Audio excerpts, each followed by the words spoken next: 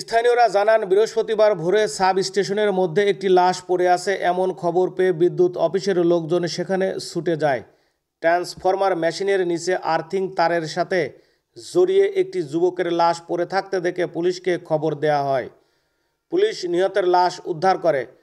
আমাকে 5:30টার সময় আমার এজিএম ফোন দেয় যে আপনি কোথায়? আমাদের বাসায়। আপনি একটু সাব স্টেশনে আসেন, একজন লোক মরে পড়ে আছে। আমি ওনার কথা মতো মোটামুটি 10 মিনিটের মধ্যে এসে দেখছি একজন মরে পড়ে আছে সাব স্টেশনের ট্রান্সফরমার তলে, এবং ওই পুরোটা কারেন্ট হয়ে আছে। আমি এজিএম সাহেবকে বললাম যে আপনার লোকজন এখানে না ঢোকে। উনি আমাকে বললো যে বিদ্যুৎ হয়ে আছে। আমার লোকজন ঢুকতে দিই, থানাকে ইনফর্ম করা হয়, থানা আসে।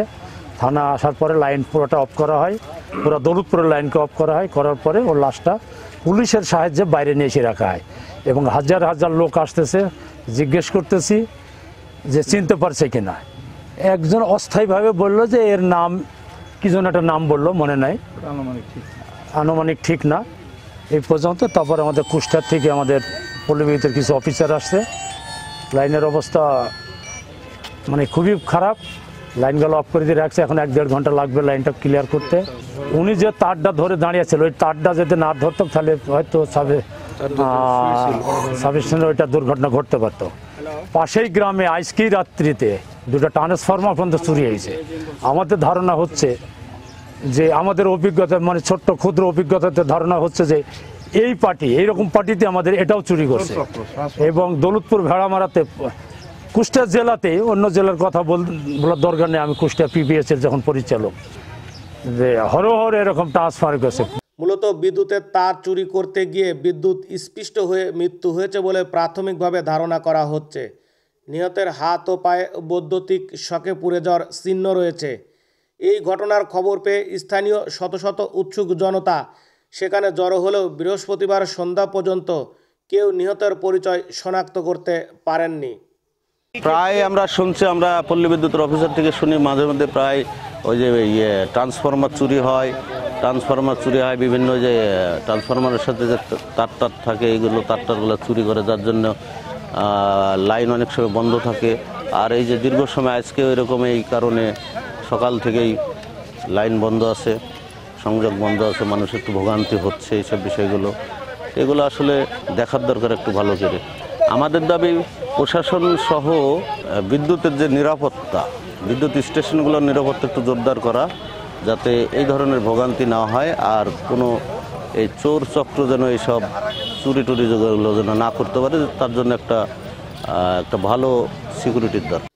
দৌলতপুর জোনাল অফিসের এজিএম তাফিকুর রহমান বাসু জানান, সিকিউরিটি লাইট যে আমাদের থাকে, রাত্রে দেওয়া থাকে, লাইটগুলো অফ করতে যাওয়ার পরে যাই দেখে ওই পাওয়ার ট্রান্সফার নিচে একটা লোক পড়ে মরে আছে। তারপরে আমি সাথে সাথে আইসা পরে যাই দেখি এবং আমার ঊর্ধ্বতন স্যারদের জানাই। দেখি যে ওই যে ট্রান্সফারের যে গ্রাউন্ডিং তারগুলি, এই তারগুলি সব কেটে ফেলছে। লাস্টে একটা তার কাটতে যায়, সেটাতে বিদ্যুতায়িত হয়ে মারা যায়।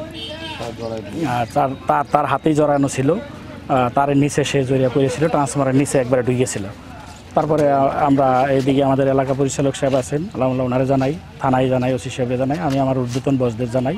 তারপর থানার থেকে প্রশাসনের লোক আসে, এসআই আসে 2 জন, আইসা ওনারা সব কিছু ছবি টবি তুলে ভিডিও টিডিও করে তারপরে ওই লাশ, যেহেতু ওটা আমার বিদ্যুতের খুব এটা একটা গুরুত্বপূর্ণ জায়গা, হ্যাঁ, কারেন্ট হয়ে যেতে পারে, লোকজন ওখানে খুব বের করতে, পরে বাইরে নিয়ে আসি আমরা লাশ। পুলিশের সহযোগিতা, পুলিশের নির্দেশে, পুলিশের লোকজন দিয়ে লাশ বাইরে নিয়ে এসে আমি আমার ওই সাব স্টেশন নিরাপদ করি। এখন আমার ওই সাব স্টেশনে কাজ চলছে, গ্রাউন্ডিং টাউন্ডিং পুনরায় করে আমি লাইন চালু করব। ক্ষতি হওয়ার সম্ভাবনা ছিল, আমার ট্রান্সফরমারটা তো একবারে আর্থিং বিহীন হয়ে গেছিলো। আর বিদ্যুতের জান হইলো আর্থিং। আমার যদি এই গ্রাউন্ডিং না থাকে তাহলে তো ওই ট্রান্সফরমারটা বাস্ট হয়ে যেতে পারতো। পাওয়ার ট্রান্সফরমারটা ওই চুরের বডি দিয়ে কারেন্ট যায় হেরে পাওয়ার ট্রান্সফরমারটা চালু ছিল, তা নাহলে পাওয়ার ট্রান্সফরমার সহ বাস্ট হয়ে যেত, এমন সম্ভাবনা ছিল।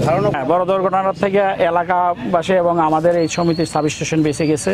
ঠিক আছে, এখন আমরা দেখি, আমরা কাজ চলছে, কাজ করে আমরা লাইন চালু করব। না, আমরা কাউকে চিনতে পারি নাই। পুলিশ প্রশাসন এখানে এলাকার লোকজন আসছে, দেখতেছে লোকজন, এখনও শনাক্ত করতে পারে নাই যে আর বাড়ি কোথায় বা কি চিনে নাই কেউ। ধারণা করা হচ্ছে এই চোর চক্রের একাধিক ব্যক্তি ছিল, একজন মারা গেলেও অন্যরা পালিয়ে গিয়েছে। নিহতের লাশ উদ্ধার করে ময়না তদন্তের জন্য মর্গে প্রেরণ করা হয়।